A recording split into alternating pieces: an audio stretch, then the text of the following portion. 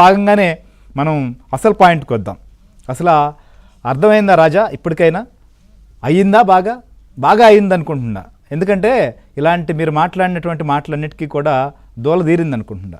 నోటికి వచ్చినట్లు బూతులు తిడుతూ ఉంటే, ఇష్టం వచ్చినట్లు మాట్లాడితే బెట్టరేగిపోయినటువంటి పరిస్థితి నిజంగా చాలామంది.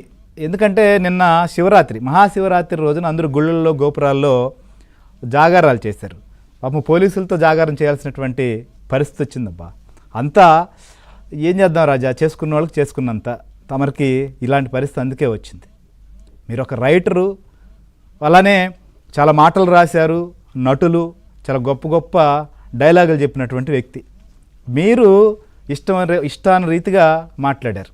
ఇప్పుడున్నటువంటి ముఖ్యమంత్రి చంద్రబాబు నాయుడు గురించి కావచ్చు, డిప్యూటీ సీఎం పవన్ కళ్యాణ్ గారి గురించి కావచ్చు, మంత్రి లోకేష్ గురించి కావచ్చు, లేకపోతే ఇంకా చాలామంది ప్రముఖుల్ని, ప్రజాప్రతినిధులు కావచ్చు, మీడియాకు సంబంధించినటువంటి వారు కావచ్చు, ఎవరైనా మీకు ఇష్టం లేకపోతే మీరు మాట్లాడేది తప్పు అని చెప్తే వారి మీద నోరేసుకొని పడిపోయారు.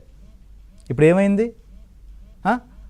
వైసీపీ ప్రభుత్వం అన్న కాలం ఇష్టాన రీతిలో ప్రెస్ మీట్లు పెట్టి తమకి ఇష్టం వచ్చినట్ల విధంగా, ఏమాత్రం విచక్షణ లేకుండా, ఏమాత్రం కూడా మర్యాద లేకుండా, ఒక వ్యక్తులకు సంబంధించి రాజకీయ నాయకులుగా మీకు ఏదైనా ఉంటే మీరు తేల్చుకోవాలి. కుటుంబ సభ్యులను కూడా లాగారు. చివరికి వాళ్ళ ఇళ్లల్లో ఉన్నటువంటి మహిళలను, వాళ్ళ చిన్నపిల్లల కుమార్తెలు, వాళ్ళు ఏం చేశారు, వాళ్ళ గురించి కూడా మాట్లాడారు. ఇప్పుడు బాగా అయిందా రాజా? ఇప్పుడు పోలీసులు విచారిస్తున్నారుగా. అర్థమైందనుకుంటా రాజా పరిస్థితి అంతా. అర్థం అవుతుంది, ఇంకా అర్థం అయ్యేది చాలా ఉంది. ఎందుకంటే పోసాని కృష్ణమురళి ఆయన తనకున్నటువంటి సినీ పరిజ్ఞానం, లేకపోతే తమకున్నటువంటి వాక్చాతుర్యాన్ని, తమకున్నటువంటి భాషా పరిజ్ఞానాన్ని అంతా కూడా ఇప్పుడున్నటువంటి కూటమి నాయకులు, ప్రభుత్వంలో అప్పట్లో ప్రతిపక్షంలో ఉన్నటువంటి వారిపైన వాడారు. ఆయన ఎందుకు వాడారు? ఆయన వాడారా, లేకపోతే ఆయన్ని ఎవరన్నా వాడమంటే వాడారా? ఒకవేళ వారు మాట్లాడమంటే ఇష్టానుసారంగా మాట్లాడతారా?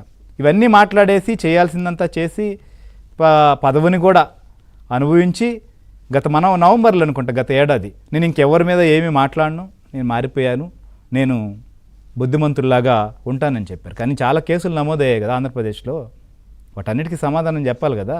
సో ఆ నేపథ్యంలోనే ఏదైతే పోసాని పైన కేసు నమోదైంది, ఉమ్మడి కడప జిల్లా, ప్రస్తుతం అన్నమయ్య జిల్లా సంబంధించి కూడా నమోదైనటువంటి కేసు. ఈ కేసులో కూడా సినీ పరిశ్రమలో వర్గ విభేదాలు తలెత్తేలా, నిజంగా ఏదైతే వైషమ్యాలకు దారితీసే విధంగా పవన్ కళ్యాణ్ పైన అనుచిత వ్యాఖ్యలు చేసినటువంటి విషయం పైన జోగినేని మణి ఇచ్చినటువంటి కంప్లైంట్తో ఆయన పైన కేసు నమోదైంది. ఈ నేపథ్యంలోనే నిన్న హైదరాబాద్లో ఆయన ఉన్నటువంటి నివాసానికి వచ్చినటువంటి పోలీసులు అరెస్ట్ చేశారు. ఆయన్ను స్టేషన్కి కూడా తరలించారు. ప్రస్తుతం ఏదైతే ఓబులవారిపల్లి పోలీస్ స్టేషన్లో కూడా ఆయన్ను విచారిస్తున్నారు. సో ఆ విచారణకు కూడా ఆయన సహకరిస్తున్నటువంటి పరిస్థితులు లేవని తెలుస్తోంది. అయితే ఈ పరిస్థితి ఎందుకు వచ్చింది? ఇలాంటి పరిణామాలతో ఇప్పటికైనా మారుతారా, లేకపోతే ఇప్పటికే ఆలస్యం అవుతుంది చర్యలు తీసుకోవడంలో అనేటువంటి వారికి, ఇలాంటి వారందరికీ